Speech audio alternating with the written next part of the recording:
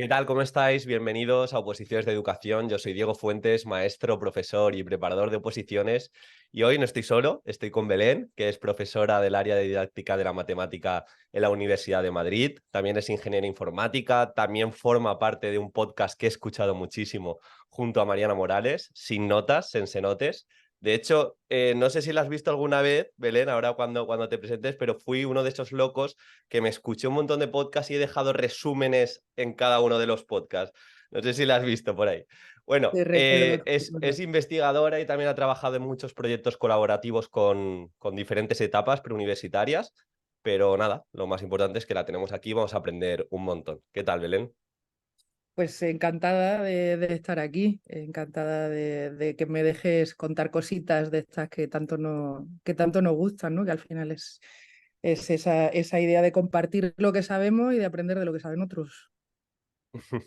Tengo una pregunta rara al principio, pero bueno, seguro que con todo lo que estás en la rueda del aprendizaje, ¿qué has aprendido últimamente, Belén?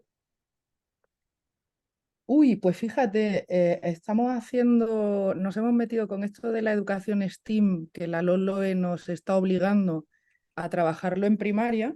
Estamos haciendo un esfuerzo muy grande en la Facultad de Educación, en la Complutense, Mm. por hacerlo nosotros, claro, que tenemos que formar a los maestros que forman en eso. Entonces, estamos montando un laboratorio STEAM entre varios compañeros y me parece maravilloso cuando te sientas con gente de didáctica de las ciencias sociales, didáctica de las ciencias experimentales, didáctica de las matemáticas, a poner a los alumnos a trabajar en esas cosas y he aprendido otras conexiones que no sabía que teníamos, que es lo que te pasa cuando abres la puerta del aula de otro compañero. Entonces he encontrado muchísimas conexiones entre los procedimientos de indagación que usan en experimentales con cosas que trabajamos en matemáticas y he encontrado un montón de conexiones inspiradoras ahí en ese trabajo STEAM dentro de la Facultad de Educación. Qué bueno. Y mira, aquí en el podcast y también en alguna de mis formaciones somos muy defensores de la educación basada en evidencia, al menos lo que está más estudiado para apalancarnos a que, ya que la educación es una ciencia social, pues bueno, que no sea como la homeopatía de la medicina. Entonces te quería preguntar al respecto, sé que estás en continuo aprendizaje.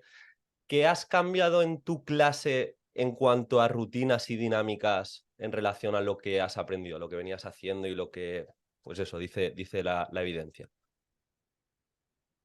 Pues cada vez prescindo más de las notas, los números, les causa mucho, no sé cómo decirlo, desasosiego al principio, pero poco a poco van entendiendo hacia dónde vamos y se van dejando llevar porque realmente les provoca cierto relajo, ¿no? El ir recibiendo, o sea, he eliminado los números y he aumentado el feedback, que no me lleva más trabajo porque todo el tiempo que yo antes dedicaba a meter en una hoja de cálculo, Pedrito tiene un 4, Menganito tiene un 7, ahora lo dedico a, en el ejercicio de Menganito, ponerle una anotación conforme me lo voy leyendo, que luego le devuelvo, le hace foto y dentro de un par de semanas volveremos a volver sobre este tema. Todo el tiempo que yo perdía registrando notas y todo el tiempo que perdía que no les estaba dando a ellos suficiente feedback, yo creo que cada vez doy mejor feedback y menos números. Y yo creo que a ellos les está ayudando mucho más. Porque de hecho, en uno de los podcasts me acuerdo que te escuché que decías, Belén, que hacías exámenes sin nota y tenían como varias oportunidades de volver a rehacerlo, ¿no? Yo creo que esto es muy, muy formativo. Sí, lo estoy haciendo de una manera muy sistemática. Yo llego al aula cualquier día y empezamos con una prueba de 10 minutos. Ellos responden a una pregunta que a lo mejor ya se ha hecho de una manera distinta, pero sobre una misma competencia. O sea, como que repito la competencia de la que ya habíamos trabajado de otra manera. O sea, no, a ver cómo lo digo, que no es repetir la misma pregunta para que te Sí. la aprendas de Ya, memoria, ya. a lo que voy. O sea, es en el sentido de te voy a preguntar sobre lo mismo, de otra manera, lo recojo y a continuación ya damos nuestra sesión.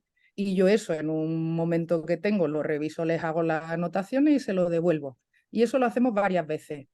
Y como no me lleva mucho tiempo ni la pregunta ni luego la corrección, porque lo que pueden escribir en 10 minutos también les pido que sean concisos, pues como tampoco tengo luego que registrar lo que cada uno ha hecho, yo se lo doy a ellos, ellos le hacen foto y me lo devuelven.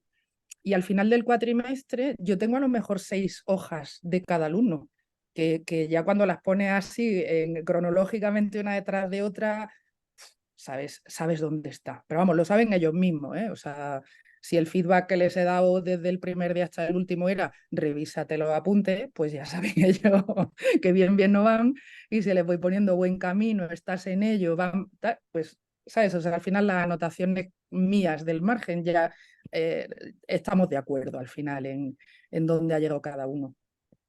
De que, no sé si te vas a acordar, Belén, pero me gustó mucho la metáfora que hiciste sobre criterios y saberes. Esta que hiciste del símil, no me acuerdo ahora mucho, pero me gustó. Si te acuerdas, me encantaría que me la dijese.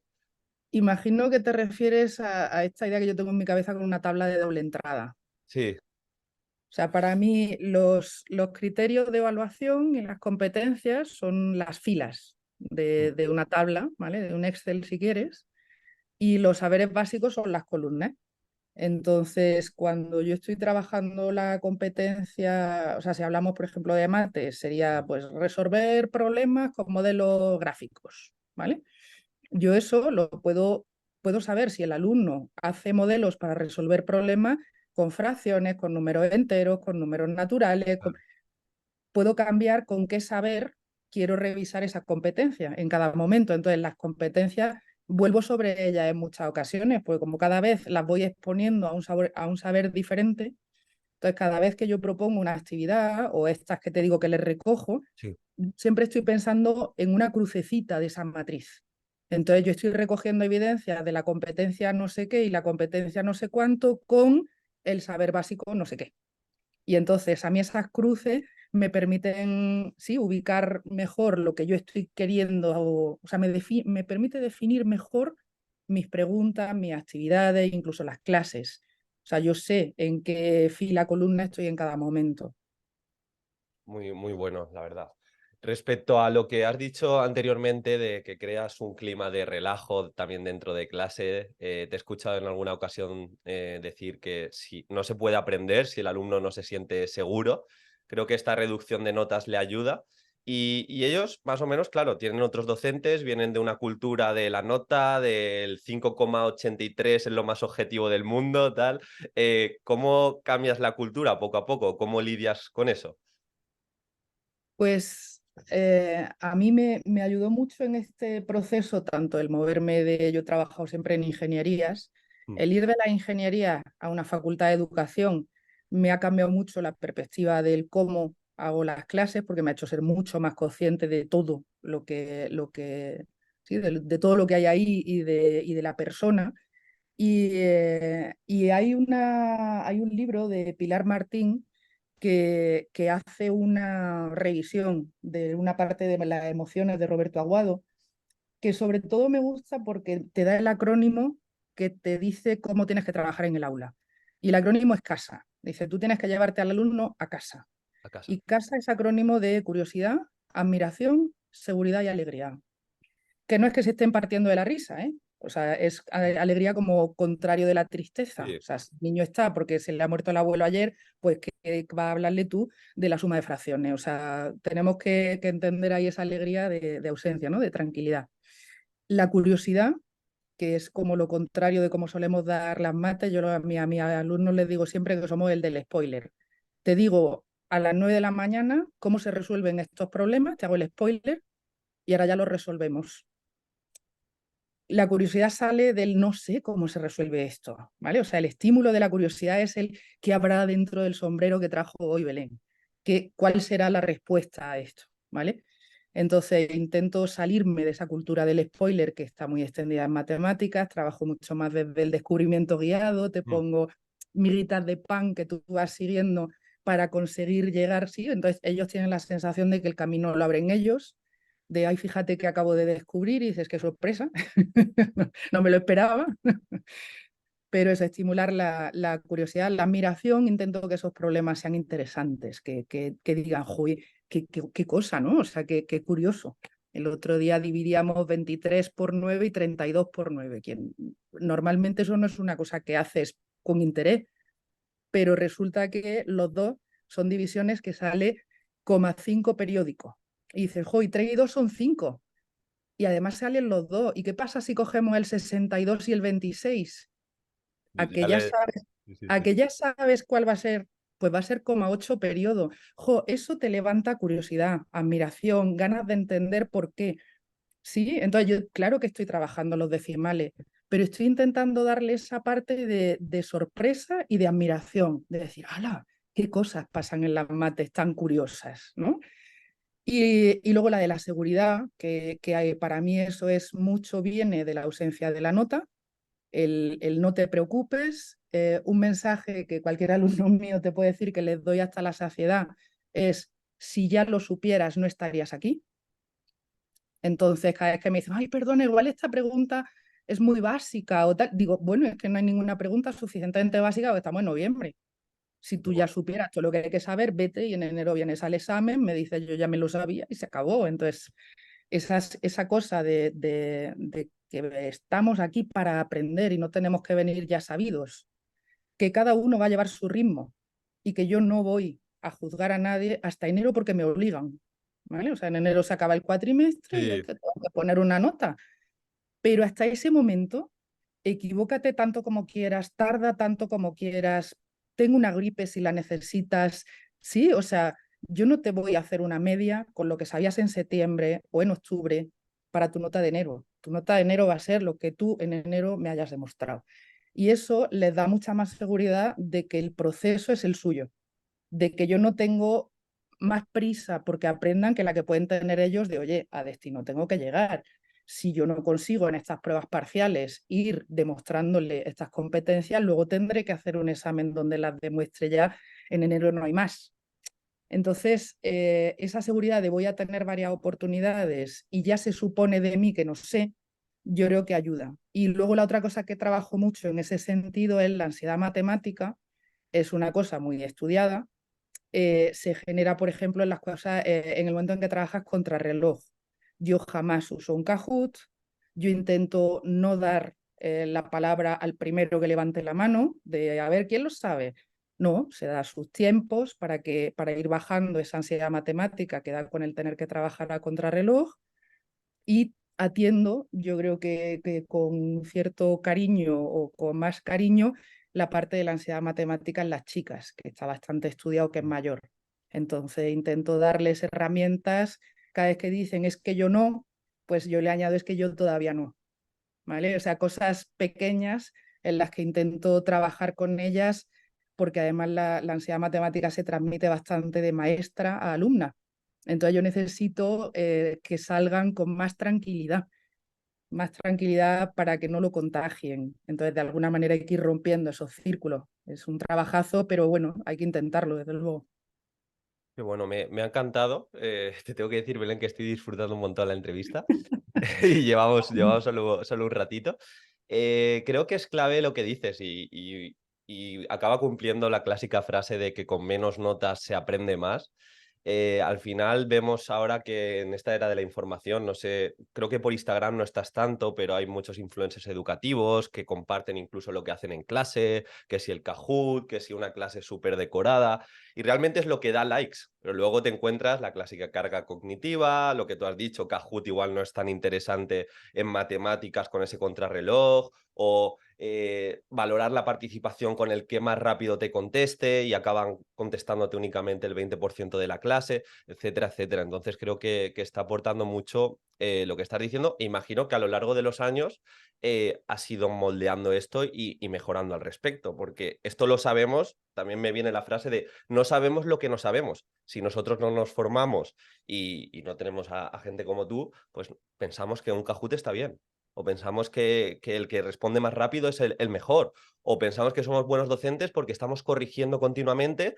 Y a mí me pasó en mi primer año de funcionario en prácticas, había una cultura de muchísimos exámenes y se catalogaba de buen profesor a aquel que acababa el libro, aquel que en el claustro, en la sesión de evaluación decía, no, no, es que yo lo tengo todo controlado, mi niño es de 5,834. Claro, yo no sabía nada y digo, bueno, le compro la idea, tengo que hacerlo así. Luego te empiezas a formar, empiezas a leer Héctor Ruiz, empiezas a apalancarte también a Sin Notas, el libro de Mariana Morales, etcétera, etcétera, y ves algo que no conocías realmente. He sido. He sido y cada vez que me encuentro con un antiguo alumno, que ya tengo varios centenares de antiguos alumnos, si es de los muy antiguos, lo primero que le pido es perdón por todas esas cosas que yo realmente creía que cuando alguien tenía un 4,65 me había demostrado 4,65 sobre 10 puntos de aprendizaje y que por lo tanto no era un 5. Y yo estaba absolutamente convencida de que eso era así, algo que ahora lo pienso y digo, ay, pobriños, ¿sabes? Porque cuánto tiempo he tardado yo y aún ¿sabes? Aún le dedico ratos a darle vuelta a esta cuestión, cuánto tiempo he tardado a autoconvencerme de que la nota es una variable cualitativa y no cuantitativa. Y no es cuantitativa, pues la distancia entre un 9 y un 10 es muchísimo mayor que entre un 5 y un 6. Mm, Para que a un niño tú le pongas un 10 tiene que ser, bueno, es que, mira, y sin embargo entre un 5 y un 6 dices, bueno, no, le voy a poner un 6. Así como, sí. Entonces, en el momento en que los intervalos entre las cantidades no tienen la misma medida, pues mire usted, las notas no son una cantidad, no es un valor cuantitativo, es cualitativo. Y a partir de ahí ya se te cae contra una cosa tan tonta como hacer la media. Es que yo no le puedo hacer la media a una variable cualitativa. Es que no, ¿sabes? Y desde luego que si la tengo, pues ¿cuántos decimales tiene? Y entonces sigues dándole vueltas y dices, vamos a ver, si mi instrumento de medida es una vara de Avellano, que es lo que es un examen, una vara de Avellano que más o menos, mm. ¿no? ¿Cómo le voy a sacar yo 3 decimales? Y eso lo ve uno en física cuando estudia la medida.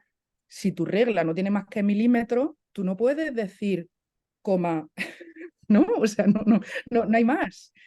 Entonces, el darle muchas vueltas a eso te va llevando por un camino en el que el cómo yo hago las cosas ahora no tiene nada que ver en cómo las hacía hace un montón de años cuando empecé. No llevo la cuenta, pero hace muchos. Y además, ya te digo que para mí el paso de una ingeniería a una educación me ha hecho pararme muchísimo más en estas cuestiones.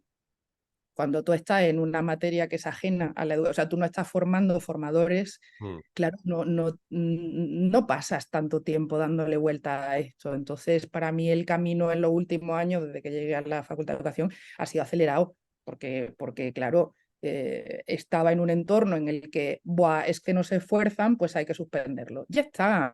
Y hablo de, yo qué sé, dar clases en industriales con compañeros que a lo mejor tenían un 30% de aprobados.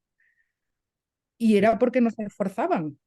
Y ahora lo pienso y digo, ay Dios mío, el 70% no se esforzaba de verdad. O a lo mejor nosotros Vaya, no nos esforzábamos por saber dónde estaba ese 70%. Entonces sí, o sea, vamos, es una Belén muy distinta. Tengo la ventaja de que tengo muy mala memoria. Entonces me permito no ser fiel a quien era, porque no me acuerdo, ¿vale? Hay cosas que tengo absolutamente olvidadas y me puedo plantear repensarlas y llegar a una conclusión diferente y no me pasa nada. totalmente. Me acuerdo yo en la carrera hice también ciencias del deporte que nos metían mucho miedo diciendo, esta mujer es catedrática, es buenísima, han aprobado de 100 solo 5 personas y era como, madre mía, en anatomía pasaba eso, en una anual. Y es justamente eso que no se ha visto quizá desde fuera, que no es que ella lo esté haciendo muy bien quizá y esté poniendo el nivel muy alto, sino que no ha logrado empatizar de por qué la gente le tiene tanto miedo a la asignatura, por qué se da esa ansiedad y demás. Te quería preguntar, Belén, ahora vamos a entrar un pelín en el terreno de oposiciones, ya que, bueno, a mí me toca corregir supuestos, también encarar cómo trabajamos la evaluación en el punto de la programación, la situación de aprendizaje que exponemos, y veo mucho que cuando toca hablar de evaluación, esos 2 o 3 minutos que le presentas ese punto al tribunal, se centra únicamente en hablar de la nota y realmente ahora los criterios que están saliendo de calificación del tribunal se leen frases del tipo evaluación funcional, evaluación formativa, no se le está dando tanto protagonismo a la nota, aunque entiendo el miedo de que si el tribunal, vale, eso está genial, ¿cómo se pone la nota? Te quería preguntar en ese sentido, ¿alguna recomendación de cara a oposiciones a trabajar este punto de la evaluación? Pues es que este es un preguntón, porque claro, al no haber un criterio mínimamente estable, Mm, al no haber un acuerdo entre inspecciones de distintas, pero el barrio y el barrio de al lado. Un inspector te puede tirar para atrás una programación porque dice, mire usted, aquí no hay más que exámenes y califica usted la actitud y esto no puede ser porque no es conforme a la ley. Y el inspector de al lado decir que eso está perfectamente adecuado y resulta que aparece aquí un 20% de actitud y un 20% de cuaderno, que a ver dónde demonios sujeto yo esto con la LOLO en la mano. ¿Te puede pasar que un tribunal te diga o sea, te puede pasar que el tribunal no distinga bien evaluación de calificación? Por supuesto.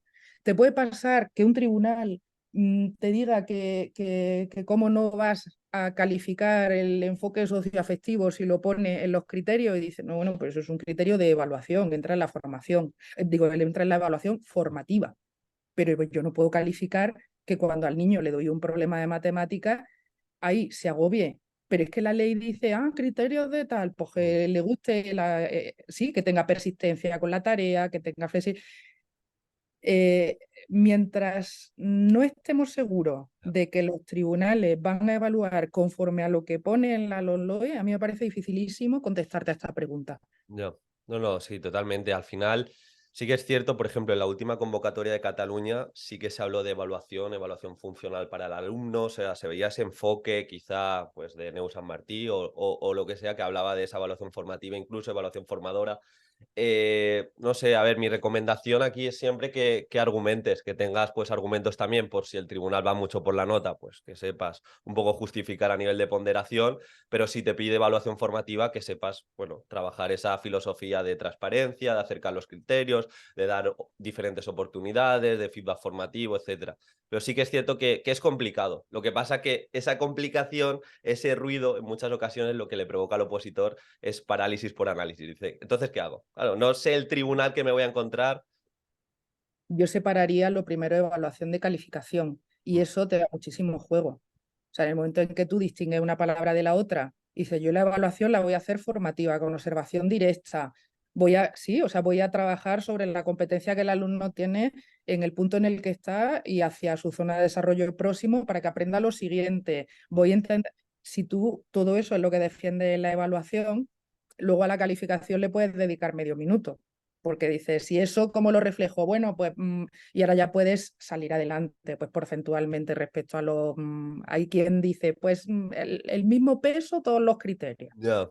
Sí, Sí, o sea, algunas comunidades incluso te obligan, que no tiene ningún tipo de sentido, pero bueno. claro, pero eso es lo que digo, pero la separas de la calificación y ahora ya si al tribunal no le gusta tu manera de calificación y te dice, no, pero no tendrían que tener mismo peso, pues qué pregunta tan interesante, efectivamente esto se podría cambiar, yo qué sé, pero lo separas de la evaluación en la que yo creo que tenemos muchas menos dudas de qué es lo importante, que la evaluación no está ahí más que para que el alumno aprenda más y mejor, ya está. Entonces eso es la evaluación formativa. Y luego ya pondremos números capeando el temporal según a qué huela el tribunal, ¿no? No sé. Sí, sí, no, no, hay que tener ahí tu cajón de herramientas. Luego te quería preguntar, vamos a preguntar que se puede, creo que contestar un pelín mejor. Sé que utilizas en tu clase el portfolio, de hecho yo también es un instrumento que utilizo. Te quería directamente preguntar las bonanzas que le encuentras para aplicarlo y también dificultades que te has encontrado en este camino. Pues fíjate que utiliza va el Ah, portfolio. utilizabas. He Vale. utilizado el portfolio hasta hace 4 días, que consisten en el día en que llegó ChatGPT. Ah, mira, la siguiente pregunta era de inteligencia artificial, así que genial, dale. Pues hemos llegado un pelín antes.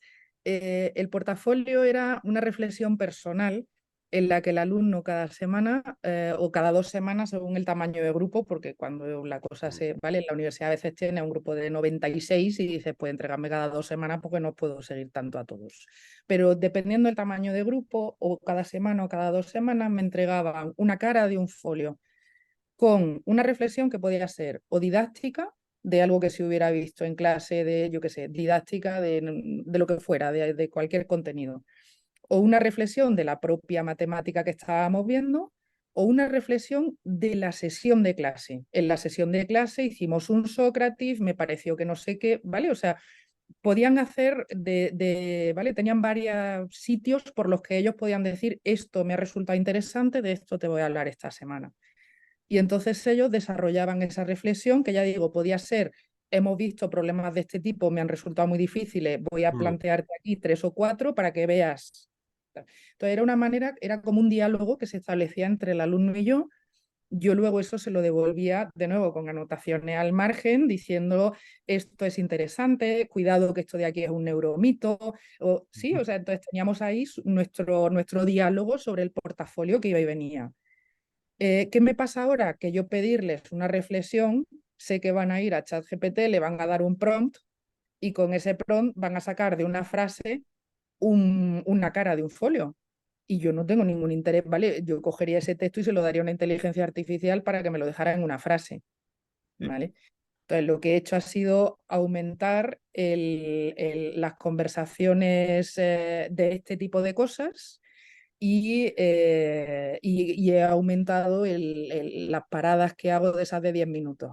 De haz una reflexión de resuelve un problema de, pues esas ahora las hago en aula porque sé que si lo hacen en casa, pues no tiene sentido que esté yo leyendo lo que escriben inteligencias artificiales. Entonces he tenido que adaptarme a los nuevos tiempos, cambiando el cómo hablamos. Pues ahora hablamos en clase.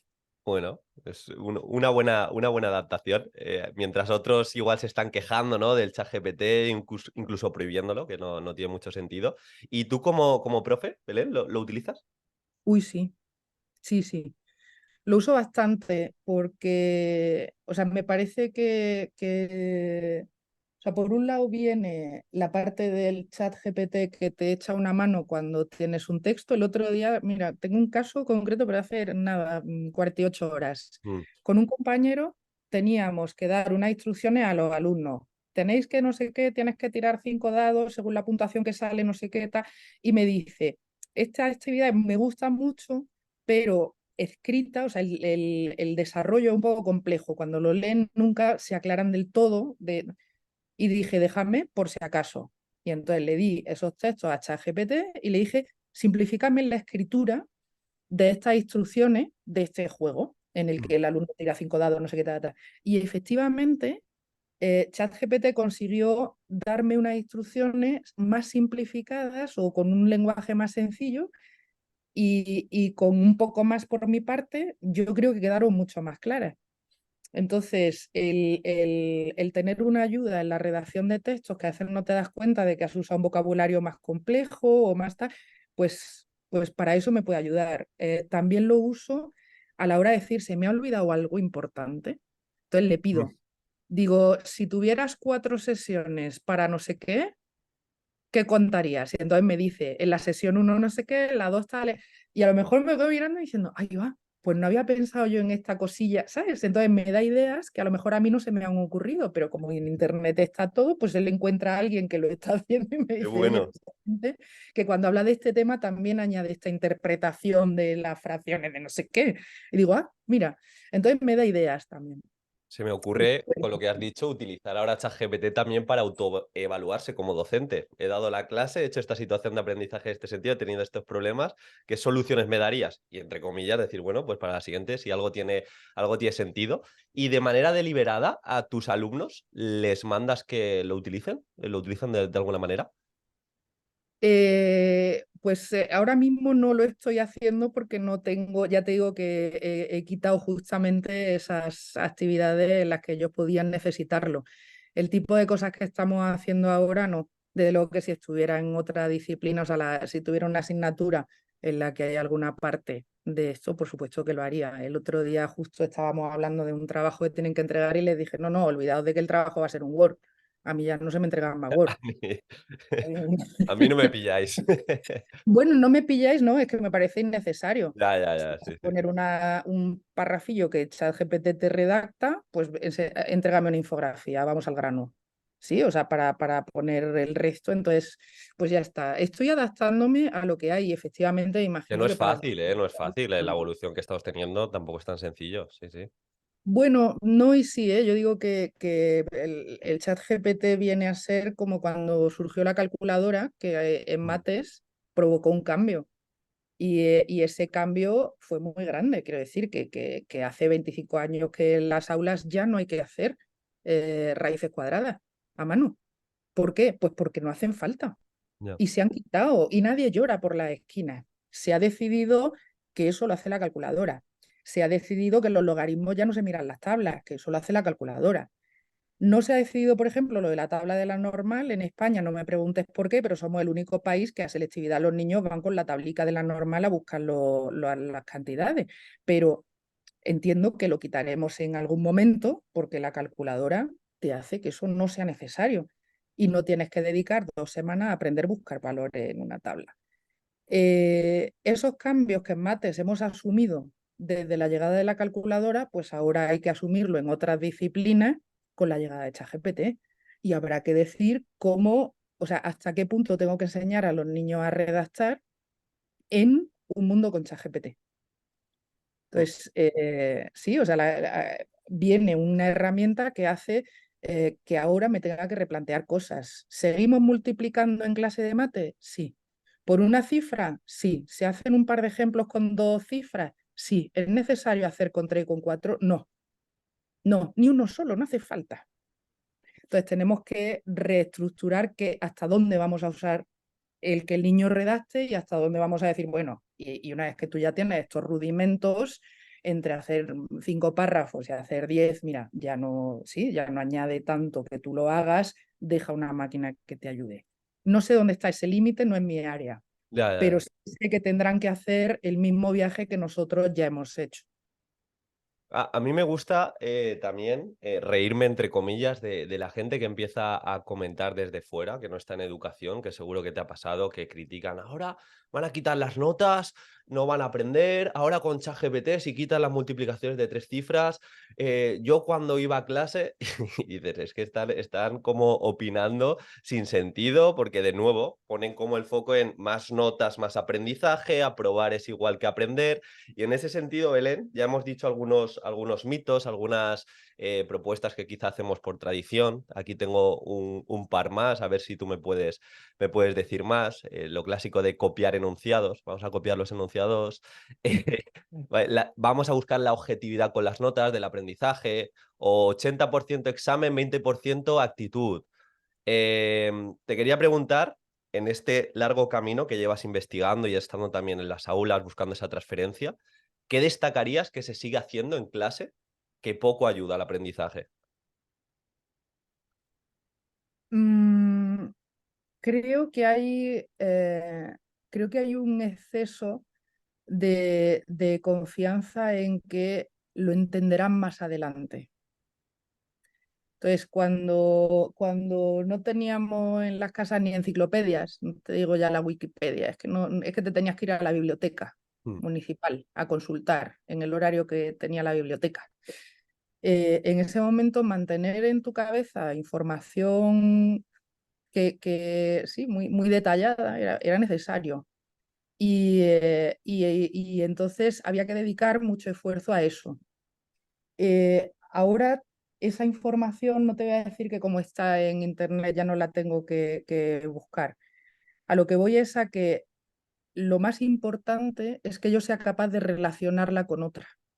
No necesito tanto esos bits de información, que efectivamente los tengo que tener, sino que lo importante es conectarla entre ellas. Entonces el esfuerzo es mucho mayor, porque tengo que tener tanto el hecho numérico de 7 por 8 son 56, como el para qué necesito yo ese dato. Porque la calculadora ya hace 7 por 8, pero yo tengo que acordarme de ello. Pero en caso terrible de que no me acordara, me vale con saber que está cerca de 60, porque lo que necesito es para qué quería yo saberme las tablas, ¿vale? Entonces, en ese movimiento hacia la competencia, creo que se nos olvida a veces que donde dice saber básico, dice básico, es básico que lo sepan. O sea, la ley no está diciendo que ya no hace falta saberse las cosas. Lo que está diciendo es que además de sabérselas, tienen que ser competentes con ellas. Entonces, a lo mejor tenemos que pensar mejor qué cosas son esos saberes básicos, porque claro, no podemos mantener todos los saberes básicos que se tenían antes y además trabajar desde la competencia, básicamente porque no se puede. Y también por esa cuestión de que igual tampoco hace tanta falta. Entonces, que la comprensión venga luego, a mí me molesta un poco. Entonces, que yo te cuento la Revolución Francesa y ya con eso tú entenderás cómo se relaciona eso con... no, no. Que yo te cuento cómo se suman fracciones por así, pon esto, no sé qué, y ya algún día entenderás, no me gusta. Entonces yo prefiero trabajar desde esta otra perspectiva de lo que no entienda ahora no lo va a entender nunca. O sea, desde mi punto de vista adulto, que me relaciono con adultos y veo gente que no está en el mundo de la educación y que tiene lagunas de a mí me contaron aquello, pero nunca lo entendí. Entonces esa esperanza de que en el futuro entiendan, yo si no lo entienden, ¿para qué quieren saberlo? Totalmente, qué buena, qué buena. Me has hecho recordar también, hace poquito escribí en mi newsletter uno de los mitos que cogí de una publicación de Edutopía que decía que muchos docentes piensan que los conceptos que se aprenden fácilmente luego se recuerdan fácilmente. Eso también es quizá uno de los mitos que, ¡ay, qué buen docente! Lo han pillado a la primera, pasamos. Sí. Ahí también soy. Es una cosa que me han acusado muchas veces mis alumnos y en tono el mea culpa.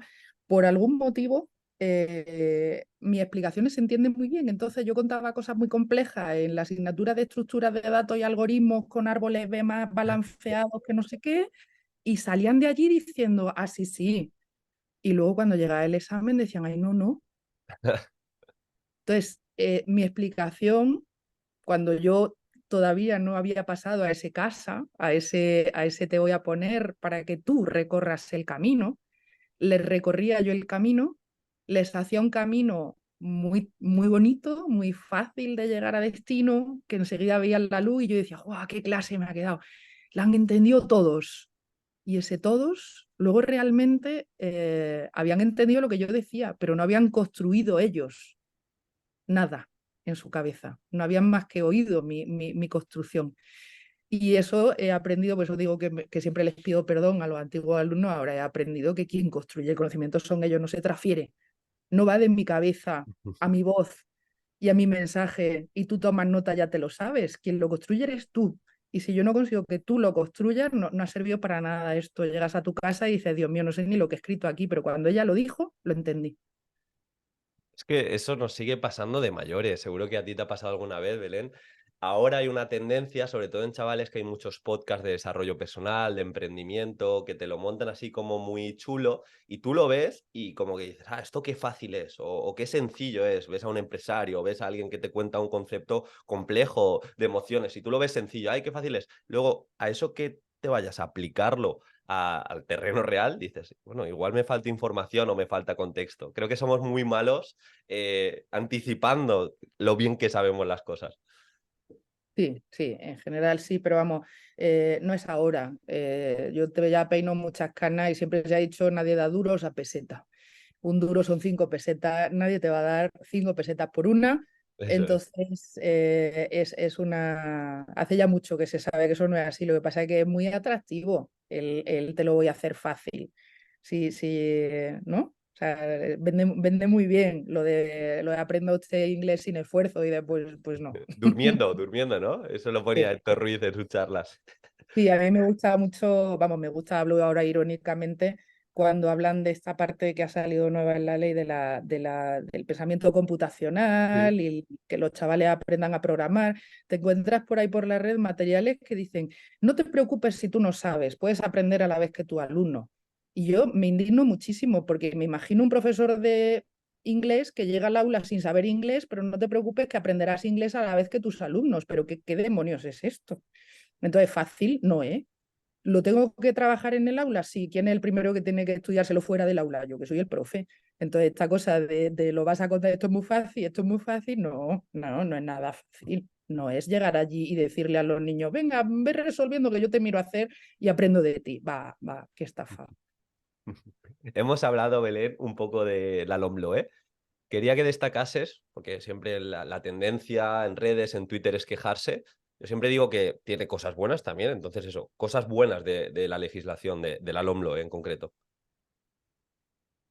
A mí me parece que está haciendo un esfuerzo muy grande por conseguir, o sea, la ley española habla de competencia hace 17 años Sí. y las programaciones de los centros y la manera de evaluar en los centros sigue siendo por contenido desde hace 17 años. La LOMLOE yo creo que hace un intento un poco más definido por obligar a que esa ley, que hace 17 años que está, empiece, aunque sea parcialmente, a cumplirse. Somos muy insumisos todos, ¿vale? Muy insumisos de cómo me va a decir a mí la ley lo que tengo que hacer. Y dice, pues lo mismo que cuando conduces, amigo mío. Te puede gustar más, te puede gustar menos, pero no tienes más remedio. Y somos también insumisos de yo no me la voy a leer, lo cual es también sorprendente porque, ¿no? O sea, todo te saca el carnet de conducir y a lo mejor las rotondas se hacían cediendo el paso es que está dentro, te hablo de antes de que yo me lo sacara, o sea que hay mucha gente que nos oye que ni siquiera ha vivido eso, pero cuando cambian la normativa, tú tienes que adaptarte a la nueva normativa y no puedes hacer la rotonda como a ti te parezca oportuno, porque cuando tú te sacaste el carnet no sé qué y tú no, mire usted. Entonces, la ley lo que dice es, voy a hacer un intento más, un poco más definido y un poco más intenso para que la gente realmente entienda que me da igual que el niño sepa la cantinela del 1 al 1000 en francés. Si luego cuando yo le digo 99 no sabe de qué número hablo y tiene que empezar desde el 1. Entonces, no necesito que te sepas la lista de los números. Necesito que sepas la lista de los números y además que ubiques el número, no sé cuál he dicho, el 99. ¿Sí? Entonces, creo que ahí se insiste y me parece además que es el camino. Entonces, me parece interesante. Si me tengo que quedar con algo, yo me quedaría con eso. Es decir, esto es básico, saberlo es básico, pero no me basta. Necesito más. No me quiero aprovechar mucho de ti, Belén, porque no te quiero quitar mucho tiempo, pero me han surgido alguna pregunta extra sencillita que te quiero hacer. Salí hace poco, que no me acuerdo en qué periódico, que uno de cada 3 docentes, no sé si lo viste, estaba desmotivado con su trabajo. Entonces, ¿por qué? O sea, ¿tú por qué piensas que pasa esto y cómo se podría solucionar? Me pone en un aprieto. Eh, pero bueno, como soy un poco cachancla, voy a decirlo. Bueno, dale, claro, es tu opinión, ya está. Yo creo que parte de la culpa la tiene el contagio. Si tú llegas nuevo a un centro que en la sala de profesores la gente está quemada porque llevaba 30 años en ese mismo centro, porque usa ese lenguaje bélico de, sí, o sea, la lucha, es que sí, te ganan la batalla. Es Sí, que sí, sí. hay gente que tiene ese lenguaje bélico en el que vive su día a día como una lucha contra el alumno. Sí. Esa gente tiene mucho predicamento y tiene un espacio muy claro. O sea, nadie le dice, cuando alguien hace ese comentario, nadie le dice, nada, nada. Los chavales son majos, viene cada uno con lo suyo, algunos traen una mochila terrible, pero nuestro trabajo es este y más nos vale venir el lunes con ganas. ¿Sí? Ese discurso se respeta mucho. Y yo creo que se respeta menos el discurso del que llega el lunes diciendo, pues está preparando este fin de semana una cosa más chula. Luego lo que pasa es que, fíjate, no sé quién y tal, me han reventado la clase, me ha dado una rabia, ¿sabes? O sea, a esa persona le van a decir, ¿ves? ¿Ves? Si es que lo mejor es. Te lo dije. Entonces, claro, entonces yo creo que el discurso que hay en el ambiente arrastra un poco en ese sentido. Y entonces está mejor visto o se respeta más la opinión del que está harto, del que siente que no está respetado, que vive en esa lucha, que le parece un rollo los adolescentes. Y una cosa que me llama mucho la atención cuando hablas con gente es cuando te dice, yo soy biólogo y he acabado de profesor. Cuando te dicen he acabado de, está clarísimo que están ahí como el fin, o sea, no era, en ningún momento fue esto mi camino, yo estoy aquí acabado. Y cuando en un claustro tienes demasiada gente que ha acabado ahí, Eso es súper descorazonador para el que no ha acabado ahí, sino que venía con ganas, porque no encuentra con quién. Entonces yo lo veo mucho en las formaciones, que te encuentras mucho lobo solitario, que se va a buscar gente con la que interactuar fuera de su claustro, porque dentro no la tiene. Entonces lo ve un sábado por la mañana en no sé dónde demonios, haciendo un curso de 4 horas de no sé qué, y dices, uy, esta gente, ¿no? Qué gana. Y muchas veces son lobos solitarios, que por lo que vienen en parte es por la formación y en parte es por encontrar gente como ellos, que son una minoría. Entonces, me has dado una pregunta complicada. No, no, pero sí, es totalmente. Yo creo que va un poquito por ahí. Y segunda pregunta, que quizás es menos complicada, no sé si has visto, creo que sí, porque has compartido alguna cosa. La tendencia de influencers educativos ahora, estos docentes que se graban, se ponen el móvil y se graban dando clase, haciendo así como dinámicas chulas. Si aciertas, sales y encestas la pelota, tal.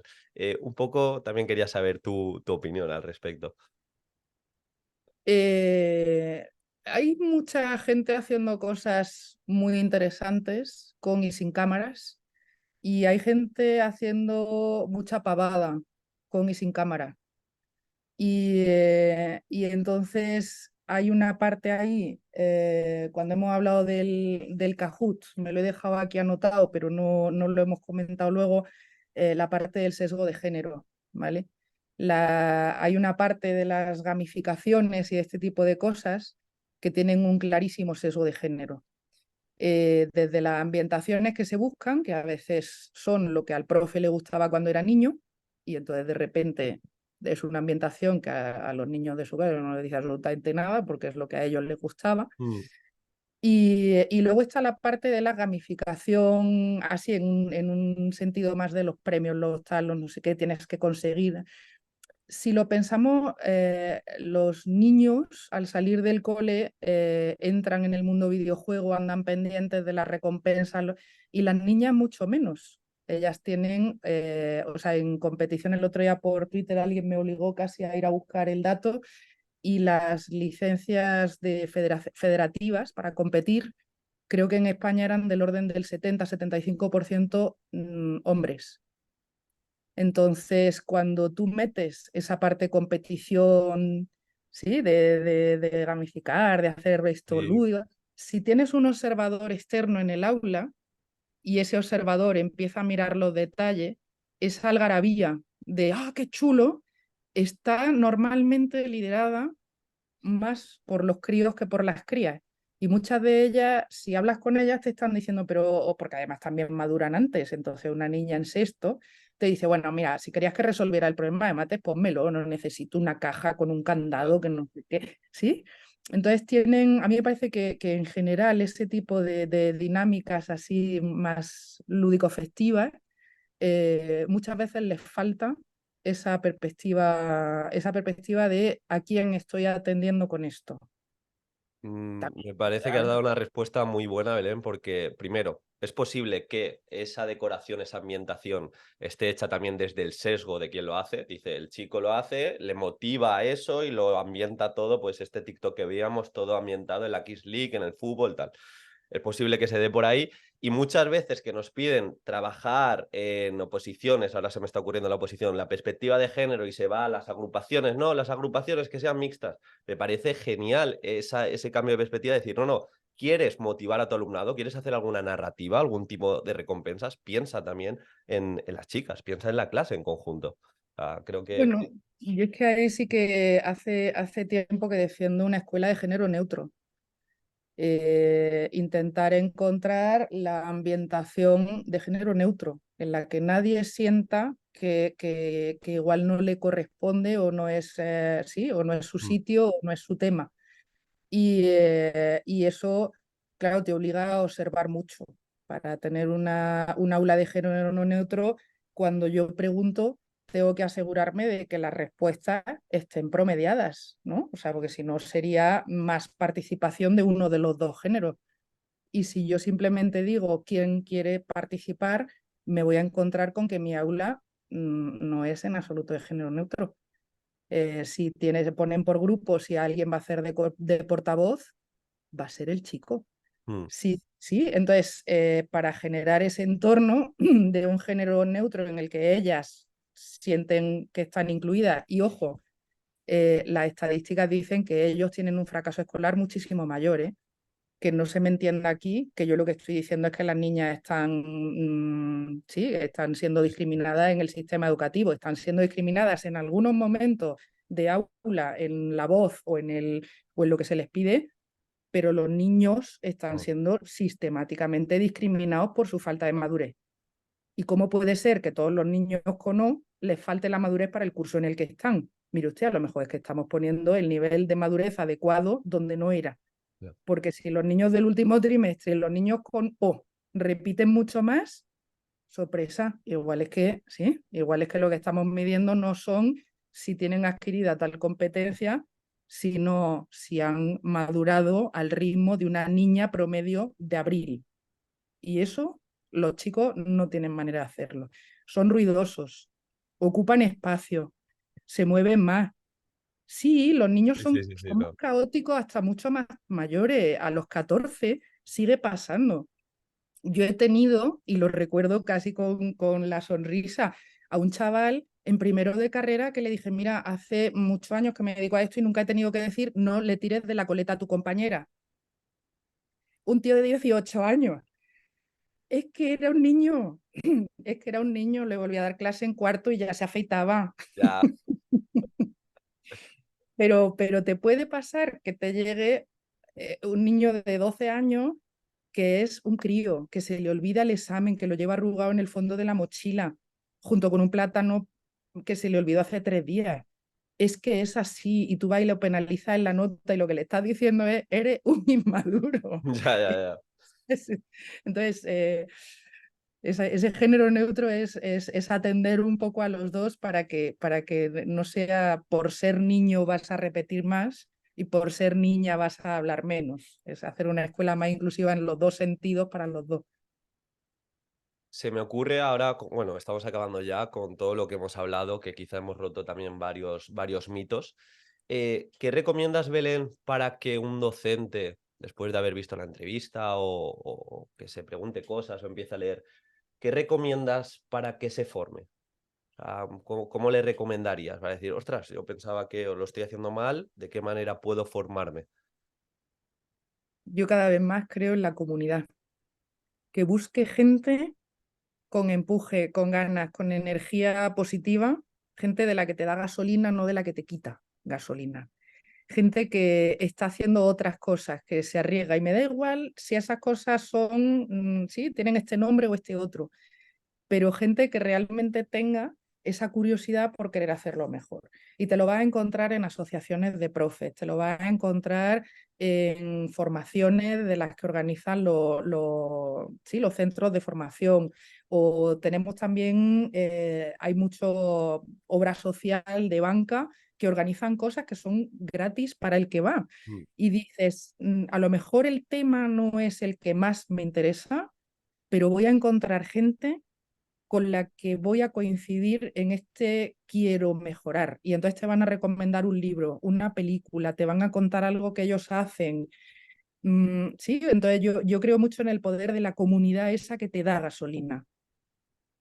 Sin duda. Y bueno, yo añado también que le echen un vistazo al podcast, ¿no? Sin notas, que les puede acompañar también. Y dos preguntas rápidas. Ahora es off topic total. Prepárate, Belén. Si, Venga, si pudieras tener una valla publicitaria gigantesca en cualquier lugar, tú puedes escoger la cita y que todo el mundo lo viese, ¿cuál sería? ay, Dios mío, una valla que todo el mundo viera. Una cita, un lema, un mantra, lo que tú quieras.